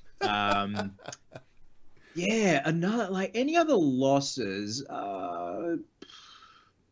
I'd say that's the only loss, but for wins, I'm going to say, Renfield, Smile, Talk to Me. Have you caught Cobweb or Barbarian? Because I know those... I have not seen either yet, and I keep meaning to see Barbarian. Yeah, that got a lot of traction. I wasn't as huge a fan of it as a lot of other people were. Personally, I think Cobweb was a bit better in that front, but it's nice that we have so many horror movies that we can point to and be like, yeah, that did a pretty good job. And then, you know, it's as strong as ever. And I love that even Hollywood has to admit now that's like the one genre that still seems to be making money, even with all the theatrical ups and downs nowadays, is the horror genre. And like that bodes well for those of us that want to make things within that genre. So hopefully that continues. Yes. Absolutely, because you're always going to have the loyal fans that are going to go regardless. Yeah, 100%, exactly. And like you said, you know, when people go to horror cons, first timers are always surprised, it seems to me, at how nice everyone is, And it's like, yeah, because we're all like you. We're just nice people, but we love the horror genre. We love the escapism. The whole point of movies is escapism. And the horror genre is one of the most premier examples of it, because we all like to put ourselves in the position of these frightful circumstances without actually putting ourselves in the position of these frightful circumstances. And all of us have that in common. And so it's just like a bunch of people that love riding roller coasters getting together and sharing the love of those roller coasters. And it's so funny to see how mousy so many horror fans can be, you know? Like there's still some of them are still very awkward socially, but they just love the genre. And I love that they feel comfortable enough to come out and bond with other horror fans like themselves, in spite of being, you know, mousy and nervous and things like that. The horror genre heals all, you know what I mean? It does. That's a good way to put it. I agree. So I'm down to the last couple questions here. Do you have, and this is one of the most rote questions, so forgive me, but I know that people would ask. So do you have, as a very successful YouTuber, you know, the Cosplay Chris channel is definitely grown and is large, and then you just started your other one, which is already growing very well. So do you have any tips for aspiring YouTubers that may want to create on there instead of just doing the reviews and stuff like that? If they want to do the more creative side of things like you do, what tips might you give them? Find a niche. Like it could be like building X, Y, and Z, which a lot of people do, but find a niche and have a hook that is different. Like look at what other people are doing and see what you can do differently or put a spin on it. That's the way I see it. Do stuff you're passionate about because it'll show through on camera. And if you can, like, teaching people or educating people at the end of the day is like the most rewarding thing if there's something to be taken away from. And also show your flaws. Like I show a lot of like my screw ups in my build videos. Like there's nothing wrong with that. You don't have to be polished. Like I get annoyed after a project if I haven't screwed up or learned something. So I'm like, well, damn, like that went too well. Like what was the catch? So yeah, I think just have too good at this. or like it's just like don't repeat yourself too much. And that's why, like, you know, I'll get people like, oh, can you do a custom collectible on this? I'm like, well, no, because then I'll be repeating myself with this custom collectible I did. I'm not going to learn anything new. You won't learn anything new. So that's why I keep them very sporadic now and spaced out more, because I've got to find one that really joneses with me. And I'm like, that's different. I haven't done that before, and people will get a kick out of it. I have a request for you once you're done with this then. I'm done now, so I'm ready for the request. So what I would love, and this is something I've always wanted, and tell me if this is something doable, and if you would like to go over pricing off camera, I would love to do that. But would it be possible, would it be up your alley to do something like, have you seen Tremors, the franchise at all? Yes. Okay. Have you seen Tremors 2 specifically? No, I have not seen Tremors 2. Okay, so in Tremors 2, one of the things you see is Burt Gummer's house. He has mounted the graboid that he killed in the first movie on the wall. So would a mounted graboid head, like it was a shark head or a moose head, would that be something that you would be interested in creating as like a one-off piece, or is that something like, is that just too big for something that you would attempt? No, I can do it. That's yeah, we could definitely figure something out, man. And it'd be cool that it's a one-off. It has like just more special. I would love to just put it right back there. So yeah. Probably the most expensive part of the man. process would be shipping it over here. Yeah, look, and again, I like, we talk scale and all that, and I'd make it as shipper friendly as possible. But as long as I've got the reference, I'll make it work. Fuck yeah. Okay, cool. Well, that's something that I'm going to seriously try and work on then. But okay, so I'm down to the last question, and I want to make sure that we are giving you your shine. So what's the next big thing that you're working on that you want everyone to know about? Obviously, there's the Uncharted film. If you want to hit that again, feel free. But is there anything else that people can look forward to that you want to make sure they know about? So yeah, obviously Uncharted, the Oxus Redemption, that's our baby at the moment. My next cosplay is Demon Superman. Ooh. So the Is that an Black original Regeneration concept? suit. It's based on fan art. Like, there's no other thing except one piece of fan art. As soon as I saw it, I'm like, I want to do that. So it's the Black Regeneration suit, long black hair, a molten lava chest emblem that glows, and wings, big demon wings. Sick. You got to share that artwork with me. So just so you know, Superman's my favorite comic book character. I have Yep. every Superman comic from when he died till now.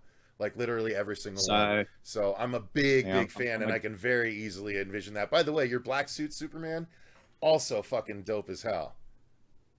there you go. I know it's Oh my god. I haven't seen that before. That's sick as fuck. yeah, man. Damn. So yeah, I've done a test chest emblem that's transparent, so we'll have a glowing element under there. And the way I painted it, it looks like glowing molten rock. Oh. So we've got to figure that out with the battery, and like it'll be the muscle suit, then the textured fabric. I'll do the silver gauntlets like the regeneration suit has sometimes, the long hair, red contact lenses, and I'll do the veins around my eyes. The wings. The wings is going to be challenging, so I've never built wings before, but I want these big fuck off wings behind me. Just have that presence. That's sick as hell. Are you gonna do And then another probably, a reveal video for that? Yes, yeah. So Dan and I have already started talking about that, and he goes, "I've got so many ideas," and I think after that, probably a bit of a break because it'll be summer, and then we'll look into the Phantom. Cool. Right on. Yeah. The one thing that appeared in my mind as you were talking about it would be Superman, that form of Superman descending and meeting with Lex Luthor in his tower. Like Yes. it's almost like Lex was successful in killing Superman, but this is the version that's returned. And like Yep. you would almost like just reach down and just crush Lex's skull or some shit like that. That'd be Yeah, fucking sick yeah, as hell. just something like that. Just that alternate gnarly universe. Yeah, it'd be badass. Right on. Well, cool, man. That is that I'm super excited about that. I'm very excited about the Uncharted film. Guys, make sure again, I have links to both of Chris's channels in the description box down below, as well as the link to the Kickstarter for the Uncharted film. So make sure you go down there and support him every which way that you can. Yeah, I mean, thank you, Chris, for taking the time to speak with me today. I really, really appreciate it. Oh, Cecil, no, I really appreciate it too, man. Like I said, I'm like fanboying a bit just with everything that's been culminating with Dylan's New Nightmare, and yeah, I just really appreciate your time too. So, and yeah, thank you for the chat, man. It's been good, and putting up with my clumsiness. Dude, if that's the worst that happened, then we're golden. You know what I mean? Look at all the shit that could have fallen down on my side of things. So, Yeah. all right. Well, thank you everyone that's been watching. Thank you to everyone that got into the chat. I'm sorry I didn't get. I suppose let me just fish through the comments just real quick before we close out Yeah. here. We had Marcy in the chat. Movie Mike. Those people confusing something different with something crappy. Yeah, no, that's fair. A lot of people do get mad about something different. Considering it crappy. This has been a good interview. Thank you, Corey. I appreciate that. Shout out to you for being in the chat. Thank you, Corey. Thank Toronto you, everyone. Freddy. The whole trilogy is incredibly frustrating. I can't stand Halloween Kills. Yeah, I figured that's what he was talking about. Let's see here. Has Robert watched the fan film yet? Oh yeah, Robert's seen a bunch of iterations of the film. I'm gonna tempt Chris with a version of the film tonight, but I think he might want to wait until the final version. We'll see. No, look, I am ready, sir. Oh, England. So they're talking about Robert Englund. No, Robert Englund hasn't seen the film yet. I thought you were talking about this Robert. This Robert's pretty important to me. That's why I thought that was the case. So anyway, go ahead, Chris. No, I'm just saying, look, I would be persuaded to partake in a viewing and whatever. It's something. It's something. Well, I think okay. Well, we'll see what happens after this because I love watching people watch it. To be honest with you. So yeah, thank you guys very much. It looks like we had Rexian in the chat. We had Bloody in the chat. We had Kristopher Ruggiero in the chat. What's going on? Is the August 34th, is August 31st the release date for Dylan's New Nightmare? It would probably be a couple of days before that, but definitely in the last week if all goes according to plan. And then Fauci, Matt Fauci was in the chat. Good to see you, sir. Hopefully you're still watching. And then we had Bronson Wright Wolf in the chat. And I think that covers everyone. So thank you guys very much for contributing. And thank you to all of our patrons for supporting the channel the way that you do. Until next time, though, I've been Cecil Laird. And thank you again to Chris Stanley for joining me. Until next time, though, remember, stay scared. Love it. Thank you, man.